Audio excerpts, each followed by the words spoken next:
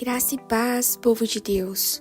Hoje nós vamos ler o capítulo 8 do livro Os Caçadores de Deus. Vamos lá?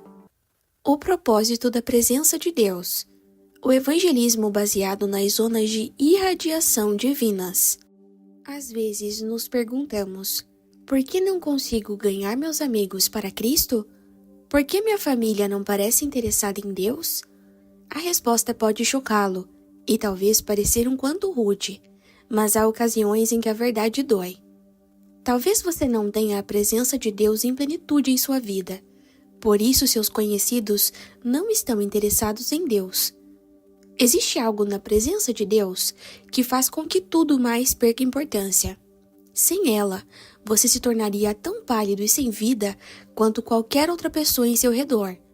Sem a presença de Deus, não importa o que faça, você será só, entre aspas, mais um para aqueles que convivem com você. Não sei quanto a você, mas quanto a mim, estou cansado de ser simplesmente mais um para os perdidos que me rodeiam. Tomei uma decisão. Vou buscar a presença de Deus em minha vida. Quero estar tão junto do Senhor que por onde quer que eu ande, as pessoas que se aproximarem de mim tenham um encontro com Ele. Elas nem se darão conta da minha presença, mas saberão que Deus está presente. Desejo estar tão saturado da presença de Deus que ao tomar assento em um avião, todos que estiverem comigo, de repente, comecem a se sentir incomodados, caso estejam afastados do Senhor, mesmo que eu não lhes diga uma palavra. Não quero condená-los ou convencê-los, quero apenas trazer comigo o bom perfume do meu Pai. Entendemos de programas de evangelização em que batemos as portas, entregamos folhetos ou realizamos alguma atividade na igreja visando alcançar os perdidos. John Wimber nos ajudou a entender o evangelismo explosivo, em que se combina a unção à programação. Orávamos para que alguém fosse resgatado, ao invés de nos atermos somente ao testemunho ou entrega de folhetos. Mas existe uma forma de evangelismo pouco compreendida, e por isso talvez pouco utilizada, que chamam de evangelismo presença. É nele que as pessoas percebem e dizem, eles estiveram com Jesus. Atos 4, versículo 13. E nesse tipo de evangelismo que a remanescente presença de Deus em uma pessoa cria em torno dela uma zona de irradiação divina tão forte que afeta os outros em redor. Veja Hebreus 8, versículo 11. A sombra que cura se encaixa nessa categoria.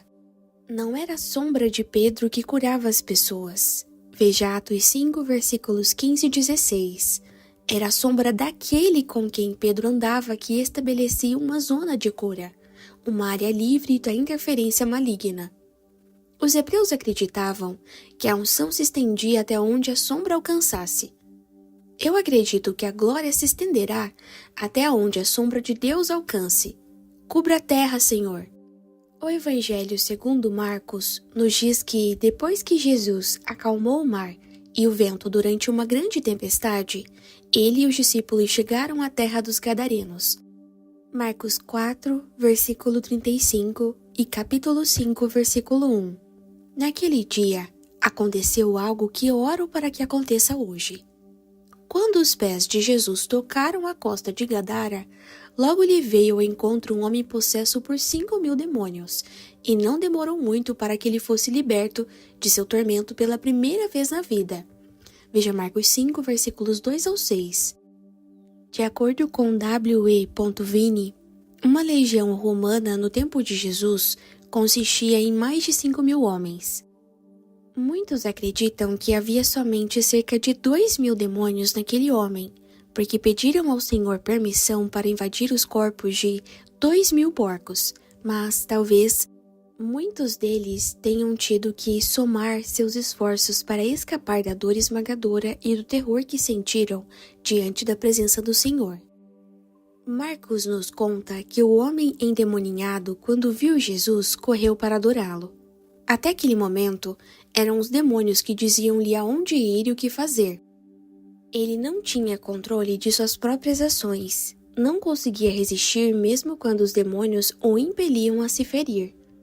O que mudou essa situação? O que transformou rapidamente aquele homem, cujas funções físicas e mentais estavam sob o controle de 5.000 espíritos demoníacos? Vou lhe dizer o que aconteceu. O pai entrou em casa. E é disso que precisamos hoje.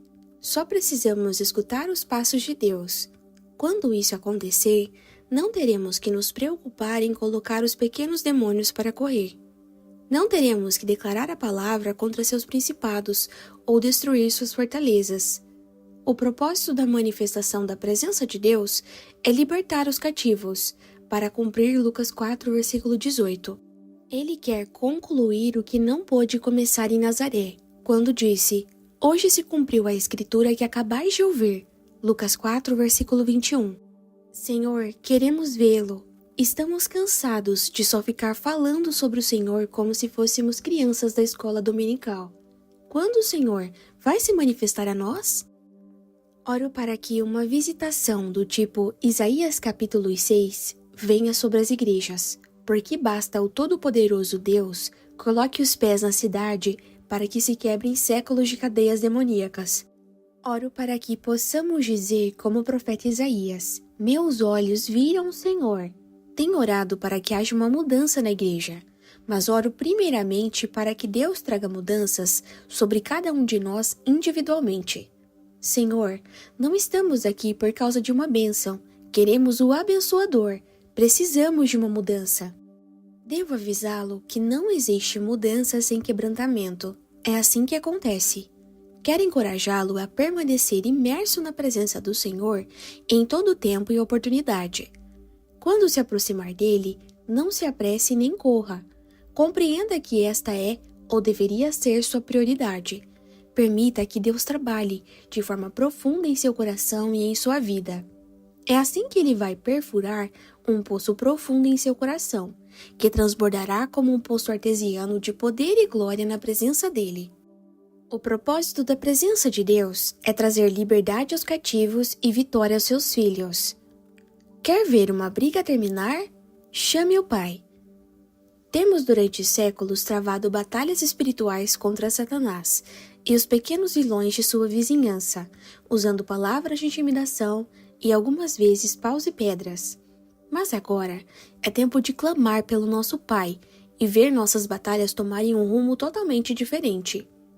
Digo-lhe com toda a fé que há em meu ser que, se nosso Pai permitir que sua presença toque a terra uma vez que seja, se ao menos uma pequena lágrima de seus olhos caísse em uma cidade como Los Angeles, Nova York, Rio de Janeiro ou São Paulo, uma enchente de sua glória traria avivamento à terra. Os demônios fugiriam e os pecadores cairiam de joelhos. Jesus, nos ajude. Vem, ó Pai, Abba Pai, Papai, precisamos do Senhor.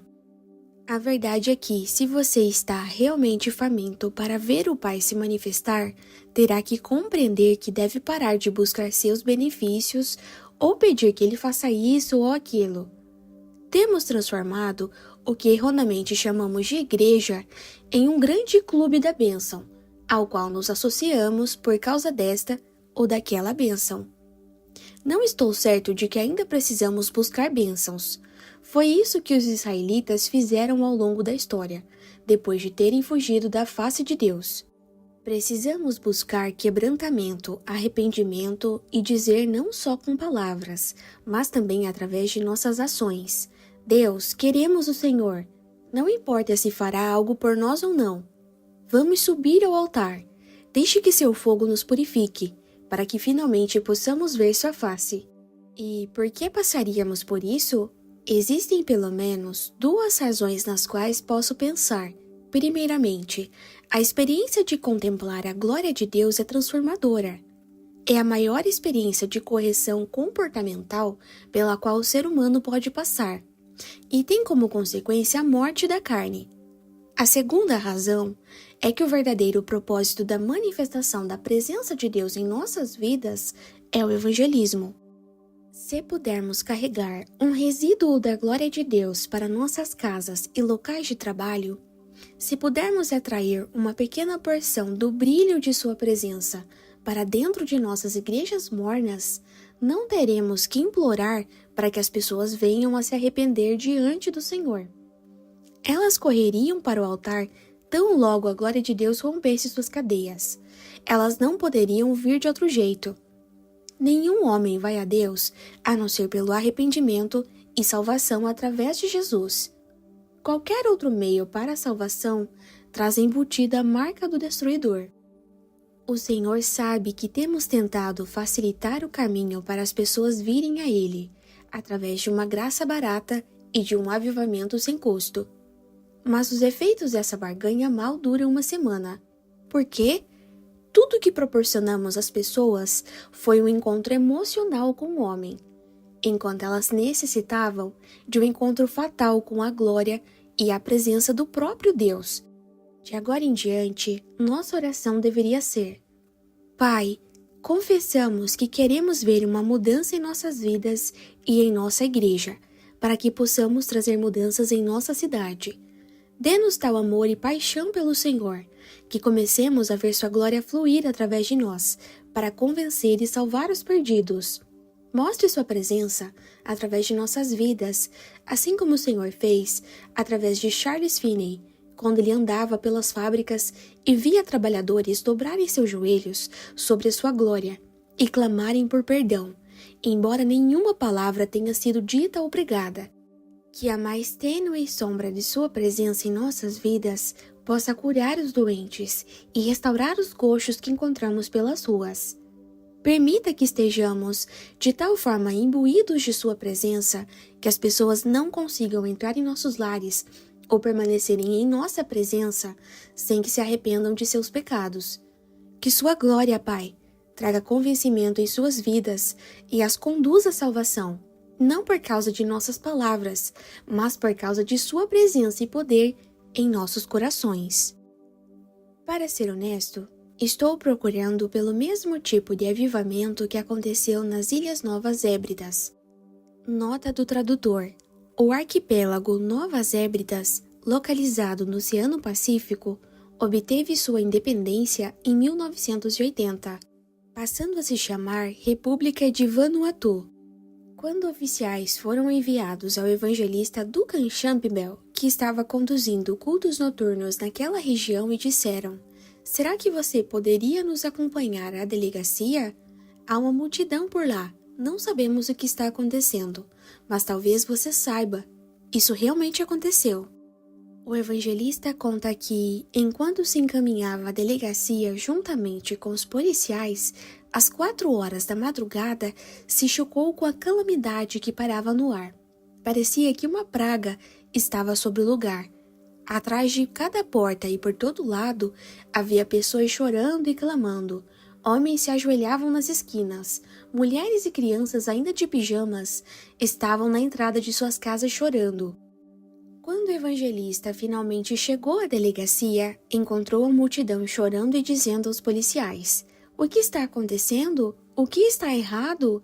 Elas nem conheciam Deus o suficiente para saber que Ele era quem as estava movendo. Tudo o que sabiam era que havia algo errado e que eram culpadas. Por isso, elas foram à delegacia para confessar sua culpa. O que havia de errado com elas era o pecado em seus corações, e Deus as convencera disso repentinamente. Quando essas pessoas começaram a invadir a delegacia com suas confissões, os policiais não tiveram como respondê-las. O evangelista se colocou na escada da delegacia, naquela madrugada, e pregou o, entre aspas, simples evangelho de arrependimento e através da salvação de Jesus Cristo, e ali ocorreu um avivamento genuíno. Esse é o tipo de avivamento que estou falando. O tipo que vai, rapidamente, soterrar todo o recurso e poder humano nas igrejas todas ao redor do mundo. O mundo está faminto, mas não há pão fresco. Em nosso estado atual, seríamos totalmente incapazes de administrar tal, entre aspas, colheita de almas. Não temos em nossas prateleiras quantidade suficiente do pão da presença de Deus para dar às massas famintas. Talvez o que vou dizer incomode algumas pessoas, mas não suporto nossa mentalidade de que a igreja deva funcionar apenas meio expediente. Abordamos esse assunto no capítulo 2. Não há pão na casa do pão, mas ele tem que ser repetido até que algo mude. Porque em quase toda esquina existe uma loja pequena de conveniências, aberta 24 horas por dia para suprir a demanda dos consumidores? Enquanto isso, a maior parte das igrejas que deveriam satisfazer a fome de Deus que as pessoas têm, funcionam somente 4 horas por semana no domingo pela manhã e à noite. Por que a igreja não fica aberta dia e noite? Não deveríamos estar oferecendo aos famintos o pão da vida? Algo está terrivelmente errado, e não acho que seja fome por Deus. As pessoas estão famintas, tudo bem, mas conseguem diferenciar o pão dormido de experiências religiosas antigas do pão fresco, a presença genuína de Deus. Mais uma vez, devemos concluir que as pessoas famintas não estão batendo em nossas portas porque a casa do pão está vazia. É interessante notar que nenhuma das 50 maiores igrejas do mundo está nos Estados Unidos. E como poderiam? Não enviamos missionários pelo mundo por mais de 200 anos?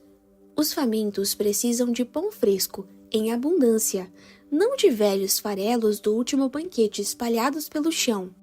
Tenho um amigo que pastoreia uma igreja com aproximadamente 7.000 membros. Sua igreja é, sem dúvida, o melhor modelo de igreja em células nos Estados Unidos. Certa vez, ele me contou que recentemente participara de uma conferência internacional e o que descobriu lá encheu seus olhos de lágrimas. Ele me disse: "Tommy, algo realmente me deixou angustiado naquela conferência." E explicou que a conferência ofereceu um seminário a pastores de igrejas com mais de 100.000 membros. Ele me disse: "Não pude evitar. Eu tive que espiar a sala de reuniões para me certificar se havia alguém lá. Para minha surpresa, ali estavam umas 20 ou 30 pessoas, e fiquei contristado por não poder tomar parte daquele grupo." E com lágrimas nos olhos, aquele meu amigo pastor disse: "Então me dei conta, Tommy, de que ninguém naquela sala era americano." Ele é um homem bem-sucedido pelos padrões americanos. Em sua cidade tem cerca de 400.000 habitantes. Ele conseguiu alcançar um número considerável de pessoas. No entanto, ele ainda quer fazer mais. Ele não é aquele tipo que se preocupa com quantidade ou fica contando o número de membros na igreja para competir com outros pastores e poder se gabar dos cultos dominicais. Ele é um caçador de Deus e um ganhador de almas. Suas lágrimas não eram de inveja, eram lágrimas de sofrimento.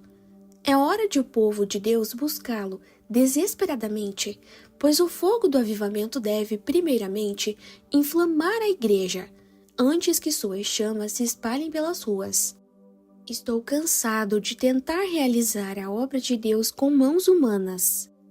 Tudo o que precisamos para um avivamento que alcance toda a nação é que a presença de Deus se manifeste.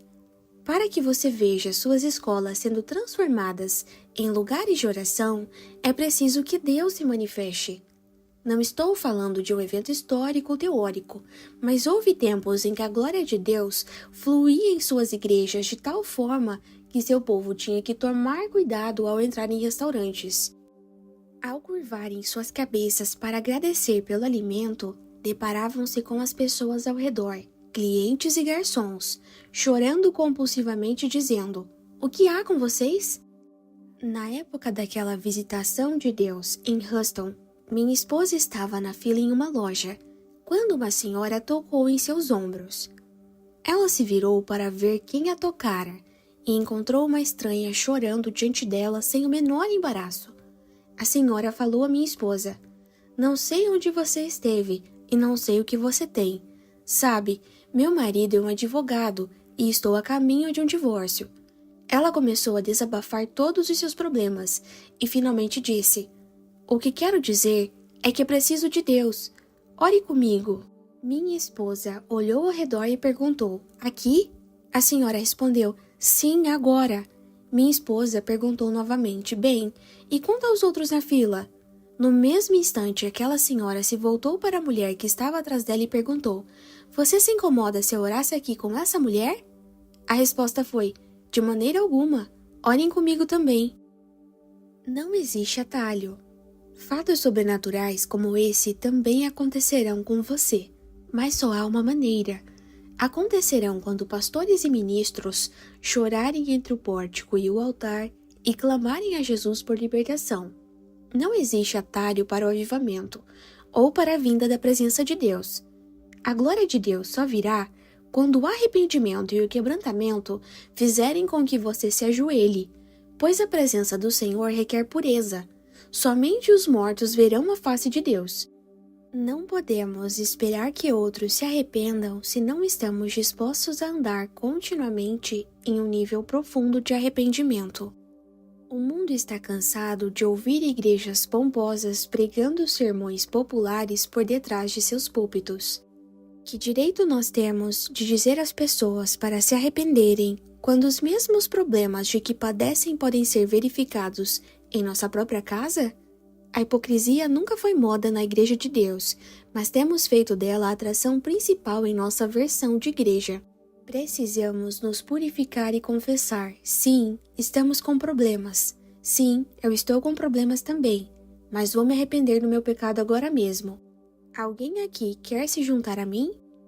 Creio que ficaríamos surpresos com o número de pessoas que começariam a vir de todos os segmentos da sociedade quando vissem a igreja se arrependendo. Mais uma vez, voltamos ao nosso problema mais sério. Não temos o pão da presença de Deus. Nossas igrejas estão cheias de filhos pródigos, atrás de sucesso profissional, que amam aquilo que o pai pode dar mais do que o próprio pai. Vamos à mesa do Pai não para lhe pedir mais de sua presença, mas para implorar e persuadi-lo a nos dar tudo aquilo que ele prometeu que seria nosso por direito. Abrimos a palavra e nos apressamos em cobrar. Quero todos os dons, quero a melhor porção, a bênção plena, quero tudo o que me pertence. Ironicamente, foi a bênção do Pai que, entre aspas, financiou a viagem do filho pródigo para longe de sua face. E foi a consciência da pobreza de coração do filho pródigo que o impeliu de volta aos braços do Pai. Algumas vezes, usamos as bênçãos que Deus nos dá para financiar nossa jornada para longe do centro de sua vontade. É importante que voltemos à estaca zero, a presença ideal e definitiva do Pai, a fim de desfrutarmos de uma comunhão íntima. Senhor, coloque uma fome de sua presença em nossos corações, não fome do que o Senhor pode nos dar.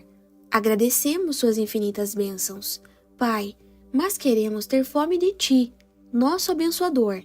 Venha nos mostrar o verdadeiro propósito de sua presença.